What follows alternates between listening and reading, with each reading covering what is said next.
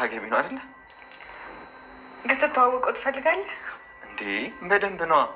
ምን ያደርግልሃል እንዴ? የአንቺ ባል ማለት እኮ የኔ ወንድም ማለት ነው። እና ቢሆንስ ስንጋባ ታውቀው የለ እንዴ? እንዴ ቆይ አሁን ባውቀው ምን ችግር አለው? እኔ እንጃ። ያው እዝራ ግን ትንሽ አይናፋር ነገር ነው። ሰላምዬ ስትል የሰማሁት ግን እንደዛ አይደለም። ሰላምዬን ዝም በላት። እንዲያውም ብዙ ነገሩ አንተን ነው የሚመስለው። እስቲ ለምሳሌ ንገሪኝ። ለምሳሌ አስተዋይነታችሁ። ሀንዬ እኔ አስተዋይ ነኝ እንዴ? ከምነግርህ በላይ። አመሰግናለሁ። እሺ ሌላስ? አሁን አንተ አሳጠርከው እንጂ ፀጉራችሁ ራሱ ተመሳሳይ ነበር። የምርሽን ነው ሀንዬ? አንዳንዴ አንተ ጋር ሳውራ እሱ ጋር ማውራ ይመስለኛል። እሱ ጋር ሳውራም ልክ እንደዛው። ሀንዬ አሁን ገና ቀለድሽብኝ። ሄደ ነው ያው በተያዘው ቀን መሰረት ቀጣይ እሑድ ሽማግሌዎቹን ትልካለን ማለት ነው። እንደዛ ግን ይሻላል ብለሽ ነው? ይሻላል ብለሽ ነው ማለት? ማለቴ እሑድ ይምጡ? አዎ። አንተ ለምን ቅር አለ? አይ ምንም። እንደተጨነክ መጀመሪያም ገብቶኝ ነበር። አልተጨነኩም እኮ። ልትነግረኝ ካልፈለግክ ተወው በቃ። ሀኒ ላለመናገር ሳይሆን እኮ ላስጨንቅሽ ስላልፈለግኩ። በዝምታ ከምቀጣ ነግረኝ ብጨነቅ ይሻለኛል። ያን ያህል እኮ አስቸጋሪ ነገር አይደለም። እዝራ ንገረኝ እያልኩ እኮ ነው። አባዬ ትንሽ በሀሳብ ተወጥሯል። ለዛ ነው። ምን አይነት ሀሳብ? ምንም ያው የስራ ጉዳይ ሆኖ እና ሽምግልናውን የሚያሰናክል ነገር ነው? እርግጠኛ አይደለሁም። እዝራ እየቀለድክ ነው እንዴ? በአባቴ ከመቼ ወዲህ ነው የምቀልድ? እኔ እናውቃለሁ። ለማንኛውም ከአባቴ ጋር ያለውን ነገር አውርቼበት እነግርሻለሁ። እኛ እኮ ቀጣይ ሳምንት ሽማግሌዎቹ ሊመጡ ነው ብለን ዝግጅቱን ጀምረን እስከ መርሳት ድረስ። በጣም ይቅርታ የሚሉ ለመሆኑ ግን አባቷ ሰምቷል? እኔማ አባቷ ለብቻው ቢሸመገል ብዬ ነበር። እንዴት ለብቻው ስትይ? ያው ሀናን እኛ ብንወልዳትም የለፋ አባት ግን እሱ ነው። ከኛ በላይ ክብር ይገባዋል። እንዴ እንደሱ ይሻላል ግን ሜሉ። አዎ ቤቱ ቢሸመገልና በክብሩ ፈቃዱን ቢሰጥ ብዬ አሰብኩኝ። ለነገሩ ትክክል ነሽ። እና ምን አለ? ሀንዬን አናግሬው እነግርሻለሁ ብላኝ ነበር ግን ዝም አለች። መቼም እምቢ ብሏት ነው የሚሆነው። እኔ እንጃ ብቻ። አንተ ግን እሑድ እንዳጠፋ ነግሬሃለሁ መስፍን። እንዴ ደግሞ ወዴት ነው የምጠፋው? ምን አቅልሃለሁ? እየቀለድሽ ነው? የምን ቀልድ ነው መስፍን? እውነቴን ነው። ቆይ እንዴት ነው ይጠፋል ብለሽ ግን ያሰብሽው? ያንተ ነገር እኮ አይታወቅም። አሁንማ ባሌ ሳትሆን ልጄ እየመሰልከኝ ነው ያለኸው። መቼም እየቀለድሽ መሆን አለበት። እውነቴን ነው። ይልቅ ምን ያህል ሰው እንጥራ? አሁን የሁሉ ሰው ምን ያደርጋል ሜሉ? እና ባዶ ቤት ልንጠብቃቸው ነው እንዴ ሜሉ? በዚህ አይነትማ ሽምግልናው ራሱ እኮ።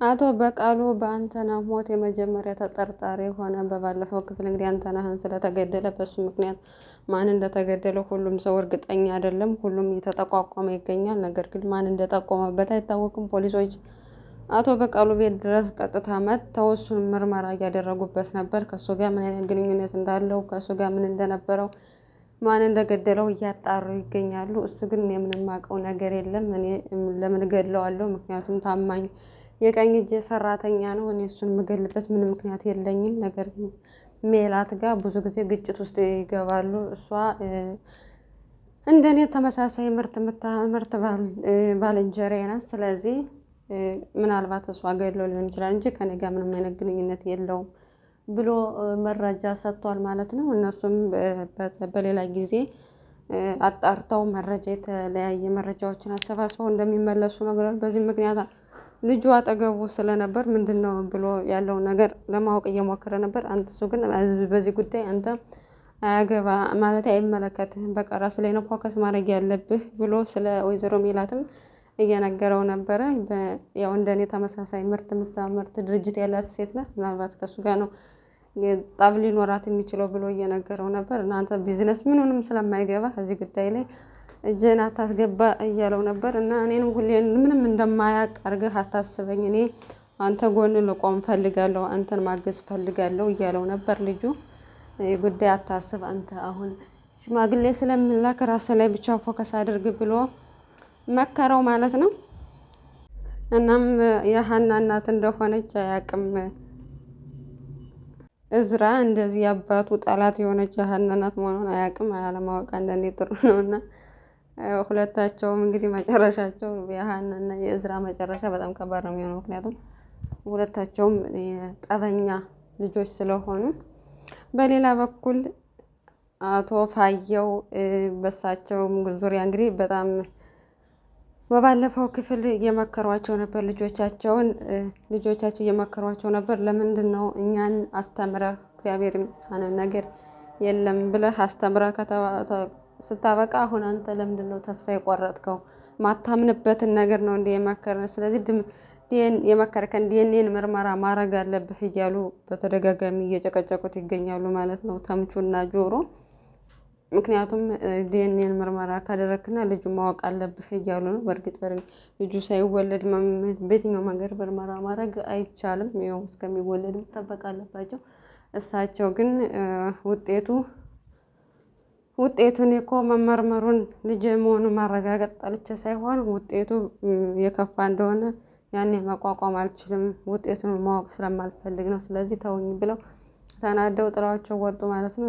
እነሱ ግን ምናልባት ሚስትህ መውለድ ሳትችል ቀርቶ ይሆናለኝ እንጂ አንተ መውለድ ትችል ይሆናል። ደግሞ ትናንት በወጣትነትህ ሌላ ነው፣ ዛሬ ሌላ ነው። ምናልባት አሁን መውለድ ትችል ይሆናል፣ እኔ እርግጠኛ ነኝ፣ ጥሩ ልጅ ናት ብለው መከሩት ማለት ነው። እሳቸው ግን ሊሰሙ ፈቃደኛ አይደለውም። እንደውም በተደጋጋሚ ጉዳይ ሲያነሱባቸው በጣም እየተናደዱ ነበር። እንደውም ለሀና እንደመከሯቸው ምርመራ ማድረግ አለብህ ብለው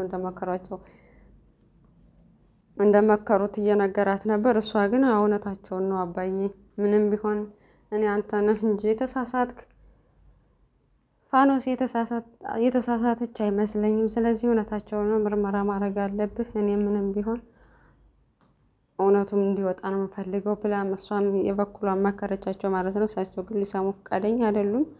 እናም በሌላ በኩል ወይዘሮ ሜላትና ባለቤቷ አሁንም እየተጨቃጨቁ ነው። ምክንያቱም እሱ በፊት እሷ አንተ ነህ ወይ የገደልከው አንተ ነህም ብለው ነበር። እሱ ግን በጭራሽ እኔ በባለፈው ምዬልሽ እንዴ ድጋሚ ተጠይቅኛለሽ ብሎ ተናዶባታለኝ። በባለፈው ምዬልሽ ሜላት ትሞት ብዬ ድጋሚ እንዴት ትጠይቅኛለሽ እኔ አይደለሁም በጭራሽ ብሎ ልጆቿም እሷን ነው እየጠረጠሩ ያሉት። በባለፈው በጣም ተናዳና ተበሳጭታ ሄዳ ጥይት ሽጉጥ ስለደቀነችበት በዛም ምክንያት ምናሴ እሷ ነው ልትሆን የምትችለው ብሎ ጠርጥሯለኝ። እናም ሄደው ልጆች ሲጠይቋት በፍጹም ልጆች እኔ ምንም አላደረኩም ብላ ነግራቸዋለች ማለት ነው። እና ቤቲም በመሀል ተጎጂዋ እሷ ሆናለች። አሁንም እነ ሜላት ቤት ነው ያለችው። እናም አቶ በቃሉ አንቺ ነሽ የጠቆምሽብኝ ብሎ ስላሰበ እሷን አግኝቷት ነበር። አንቺ ግን ከመቼ ጀምሮ ነው እንደዚህ ድፍረት ያገኘሽው ሲላተኝ ያንተን ደመወዝ መቀበል ካቆምኩ ቀን ጀምሮ ነፃነቴን ስላወቅኩ ከዛ በኋላ ድፍረት ተሰማኝ። ከዚህ በኋላ ነፃነቴ ነው ድፍረት የሰጠኝ ብላ እህቷን እንዲለቅላት እየለመነችው ነበር። እሱ ግን በጭራሽ ሊለቅላት ፈቃደኛ አይደለም። እናም እሱን እንደዛ ብለው ተለያዩ ማለት ነው። ያው ሁላቸውም እንግዲህ እርስ በርሳቸው እየተጠቋቋሙ ነው። ግን ነፍሰ ገዳዩ ግን ከአዲስ አበባ ወጥቶ ወይ ራሱ ወደ ክፍለ ሀገር ሄዷል። ፖሊሶቹም እንግዲህ ያው ምርመራ እያደረጉ ይገኛሉ። ሁላቸውንም እንግዲህ በጥቆማ መሰረት ምርመራ እያደረጉ ነው። ግን የሆነ ምርመራው የዶሮ የሞተች ነው የሚመስለው እንትናቸው ሁኔታቸው። በሌላ በኩል ቅዱሴና ሰላሚና በጣም ጥሩ ሁኔታ ላይ ይገኛሉ አሁን ላይ ማለት ነው። እሷም የባለፈው ማንነቷን ምንም ነገር ሳያንገራገር ስለተቀበላት እስከ ስህተቷ በጣም ደስ ብሏታል። እሱም ደግሞ ያው የደሃ ልጅ እንደሆነና በእርዳታ የሀብታም ትምህርት ቤት እንደሚማር ስለምታውቅ ነገረችው። እኔ አንተ ትናንት ማንነቴን ምንም ሳታረግ እስከ ትናንት ማንነቴ ከተቀበልከኝ እኔ ደግሞ አንተ ብር አለመሆን ደሃ መሆን ምንም የቀይረው ነገር የለም፣ ስለዚህ እንጋባ እያለችው ነበር። እሱ ግን አሁን ላይ ፈቃደኛ አይደለም። ጊዜ ለሁሉም ነገር ጊዜ ስለሚፈልግ አሁን ላይ እሱ ፈቃደኛ አይደለም ማለት ነው። እና ወደፊት ግን ይጋባሉ። በጣም ጥሩ ሁኔታ ላይ ነው የሚገኙት ማለት ነው ሁለታቸውም። እዝራና ሀኒቾም ሽማግሌ የሚላክበትን ቀን ቆርጠዋል። በእርግጥ የነሱ ሽምግልና ቀን ማለቂያ የለውም። መቼ እንደሚናገር ቀጠሮ ነው እንጂ እውነት ተግባር ላይ ዜሮ ናቸው። በቃ የሆነ እንትን ሰበብ አይጠፋበትም። እና አሁንም የሀና ቤተሰብ በቃ ከልጅ የሚበልጥብኝ ነገር የለም ብላ ወይዘሮ ሜላትም የራሷን ጉዳይ ወደ ኋላ ብላ ትኩረት አድርጋ እየተዘጋጀች ነበር። ነገር ግን አሁን እዝራ በቃ አባቴ ያለበት ሁኔታ ጥሩ አይደለም እና ሁኔታውን እስኪ አይቼ አሳውቅሻለሁ ከአባዬ ጋር ተነጋግሬ ብሏታል። በዛ ምክንያት ወይዘሮ ሜላትም በእርግጥ ያለችበት ከልጅ አይበልጥም ብላ ነው እንጂ ያለችበት ሁኔታ ጥሩ አይደለም። ምክንያቱም እሷም የተጠርጣሪ አንድ አካል ስለሆነች ፖሊሶች ቤቷ እየመጡ ምርመራ እያደረጉ ነው ማለት ነው። እንግዲህ በሚቀጥለው ክፍል ትታሰራለች ወይስ እንዲሁ በምርመራ ያልፏታል የሚለውን አብረን የምናይ ይሆናል።